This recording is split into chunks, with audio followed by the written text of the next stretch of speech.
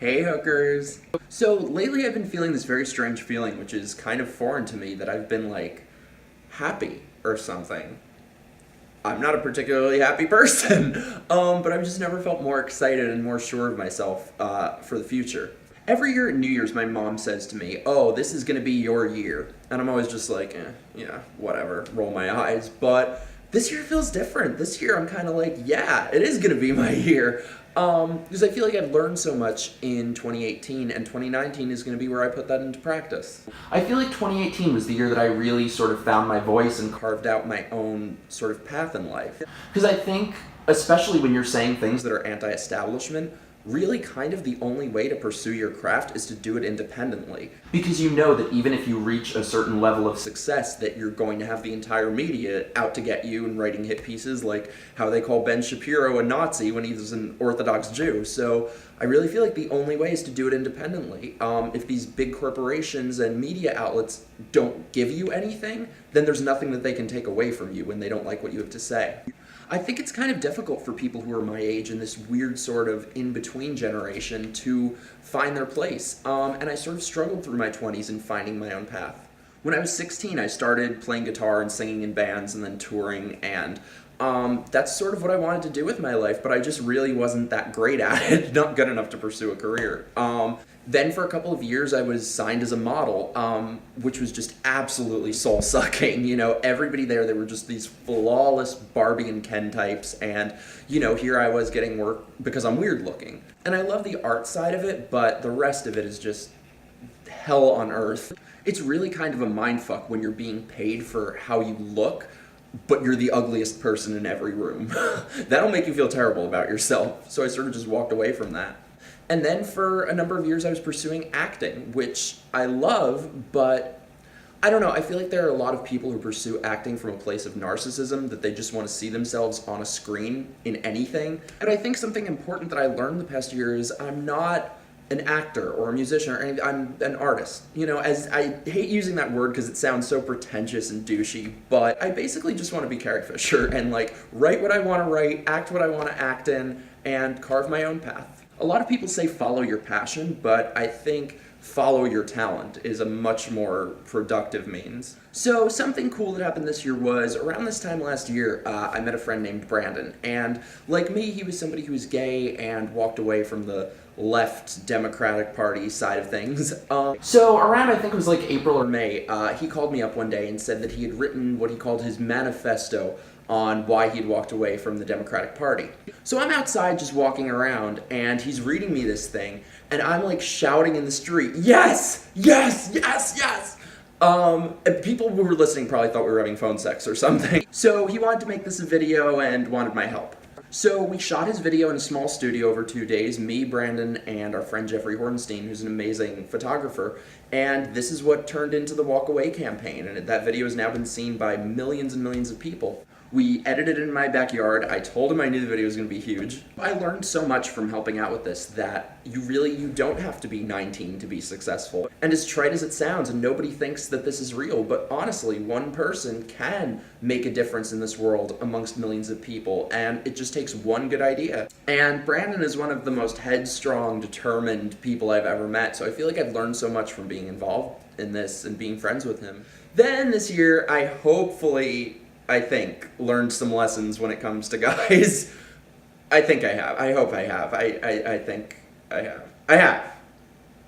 So I'm somebody who's just like unapologetically myself. I don't know how to be anything fake or anything other than my charming little self. With me, what you see is what you get.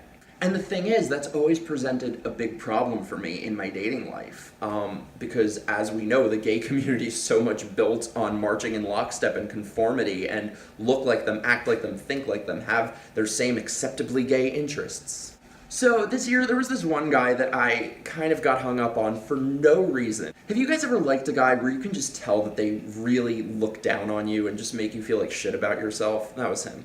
Because, you know, he's very preppy, and he works in finance, and is very rich, and I am none of those things. So I did that stupid thing we all do where it's like, you don't care if I drop dead? I'm gonna make you like me. And that always works out really well. So I saw him a few nights ago at a party, and we were around all of these other people who are just like him. And I'm standing there, and him and this other guy are talking about, like, oh, what private school did you go to? My car is worth more than your car. Oh, you go to the Hamptons, I go parasailing in Martha's Vineyard. And it's just like, I am never going to be that person. I am never going to be someone who isn't going to spill wine on your white carpet or snort when I laugh or, even if I make a lot of money someday, I will never be that person. And that's okay. Something that I've really come to a place of finally getting is that I'm so done trying to mold and contort myself into an image that is pleasing to guys. I don't care anymore. You love me or hate me, take it or leave it, I don't really care. Something else that was awesome that happened this year is we had a successful Kickstarter campaign for my show, Cigarettes and Valentines. Now, for those of you who are sort of new and don't know, I'm a writer, and I created a show called Cigarettes and Valentines it's an hour-long dramedy, and it's basically a punk rock, anti-establishment sort of look at the reality of being gay and single. I've had a lot to learn throughout this. It's taken so much longer than I thought I would with pre-production, but we're finally getting ready to start shooting probably around April, and I'm so excited. Sorry to our backers that it's taken so long, because we're on a bit of a different schedule now. I thought we'd have it done by now, but I'm so excited. I really think that this show there are a lot of people can relate to it, and that it could make an impact in some way, so I hope it'll be good. So I feel like the biggest lesson that I learned this year had to do with my roommates who moved out, because this was like a lesson that I needed to learn. There's such a part of me, and I think a part of all of us, that just wants to please people and just wants to get along and not fight. You don't want to offend them, you don't want to make them mad. No, so that never works out in our favor. So I think I'm finally learning to put that aside. I swear to God, it felt like a sign from the universe that these people moved out of my house on New Year's Day. Hopefully that's a sign of things to come in this year. Good things. So I'll tell you guys the story. I live in a 3-bedroom apartment, and I've lived here for a couple of years. I'm the only one on the lease. So about a year ago, I needed a roommate, and I was in a bit of a jam last minute where I had somebody who was supposed to move in who bailed on me a few days before, so I just had to find someone immediately because, I'm on the lease, so I'm responsible for the rent for the whole apartment, so that sucks. My roommate ad said looking for somebody low maintenance, drama-free, easygoing, chill, and this girl moved in, who seemed a little high-strung and high-maintenance, but whatever. So the day after she moves in, starts complaining about everything, and then after like a month or two, she wants her boyfriend to move in. Now, not really my type of person, but can be cool sometimes, but he's the worst. I can't stand him. He's like where laughter goes to die. There is apparently a law in New York that if you're married, he can move in here. So they got married. They literally got married out of spite. So then he moves in, and they act like they own the place. They are literally just acting like they're homeowners in my home. Literally just like barking orders and wanting it to look like a museum and sending me text messages every day. The dishes aren't clean enough. There's a crack in the tile. There's a fly in the house. One time he took a picture of me while I was cooking, and the next day sent me like a 10-page text of the counters are too messy. I have too much stuff on the counters while I'm cooking. And every day they were filing reports with the city that, the water temperature, it's supposed to go up to 130 degrees, and ours was 140 degrees. Just very controlling, miserable people, and in case you guys can't tell, I'm not exactly the type of person who likes to be controlled, or who can be controlled. So at one point they went to the landlord to try to get me kicked out and try to take over. So that's just what they were trying to do, just take over my apartment, basically. Because it's a sweet apartment. I was just feeling like an unwanted guest in my own home that I've lived in for years. The demands never ended. So the boyfriend/husband moves in.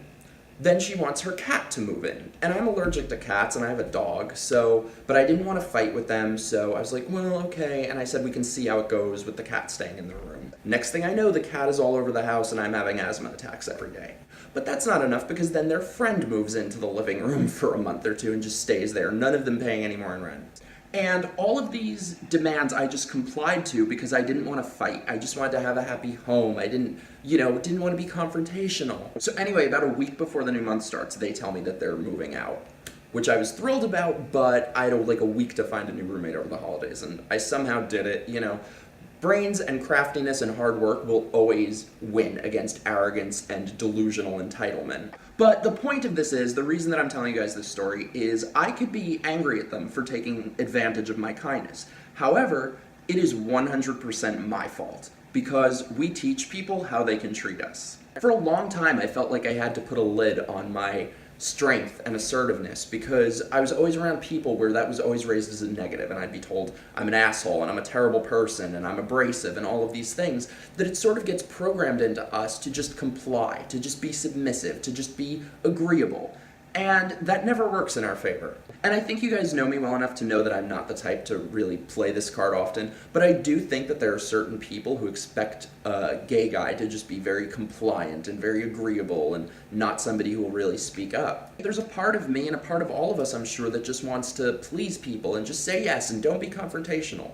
You need to fight that. You need to resist that urge. You need to stick up for yourself. That is really what I learned from this. Like, it just felt like such a blessing. I'm so happy now. I'm just like floating around the house.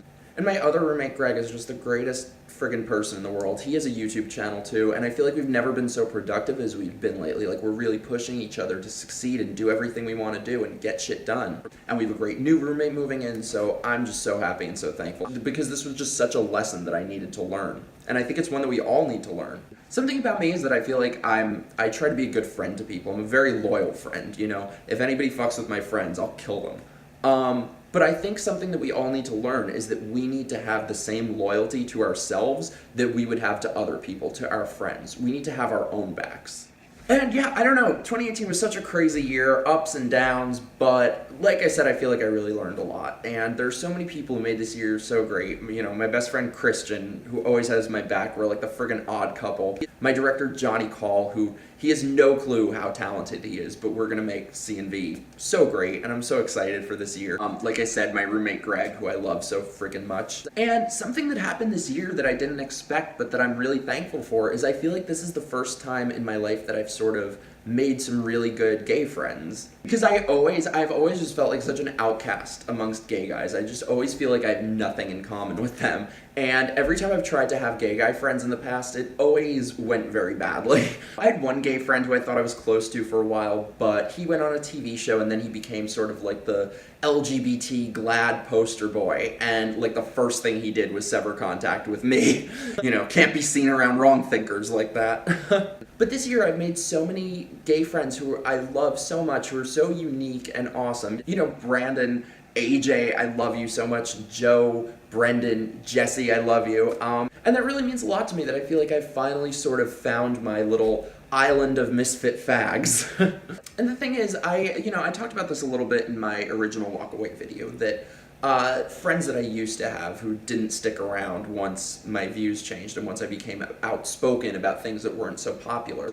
In the past, I felt like I was always surrounded by people who didn't particularly like me all that much, who didn't understand me and just thought I was a terrible person. And the thing is, when you're surrounded by people like that, who see you through this funhouse mirror, you start seeing yourself that way. And at this point in my life, I just have no time for that. I have no interest in fake friendships or people who deliberately misunderstand you. I think something that I've finally been able to do is to strip away all of those filters and all of the things of how other people see you, and just try to be the best person I can be and see myself as how I am, not how other people see me. I don't care how other people see me. Also, my Facebook family, you guys are the best. Like, I genuinely have never felt so supported and so understood, and it really means so much to me. All of you watching this, really, genuinely thank you.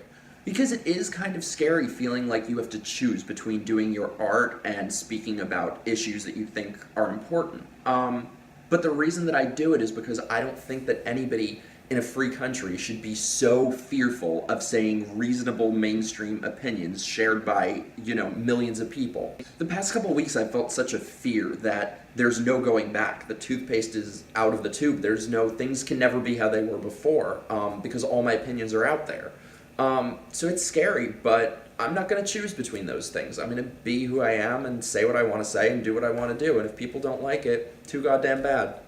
Starting this channel was something that was so scary for me. And right before I started, I was talking to my friend Carrie Smith, who's an amazing writer and has a YouTube channel and stuff. And we were talking, and I was saying how I'm so scared to start my channel, and she was also afraid to pursue her writing. But I think sometimes that the things that scare us are the things that we need to do. So I pushed myself to start this channel, she pushed herself to do her writing, and the other day Jordan Peterson shared her article. So anybody watching this, let's make this the year that we put aside all of our can'ts and won'ts and shouldn'ts, and in 2019, let's tell can't to go fuck herself. I probably rambled long enough. Thank you guys so much for watching this. It really means so much to me. I have such big plans for this channel in the new year, and I couldn't do it without you guys. I've truly never felt so supported and understood, and you guys really mean the world to me. Anyway, thank you guys so much for watching. It really means so much to me. Subscribe to my channel. My name is Mikey, and for some reason there's something that looks like jizz on my floor, but I don't know why or how it got there, because I'm not having the sex, so I won't. Not here, at least. Okay, I should shut up. No, but seriously, see?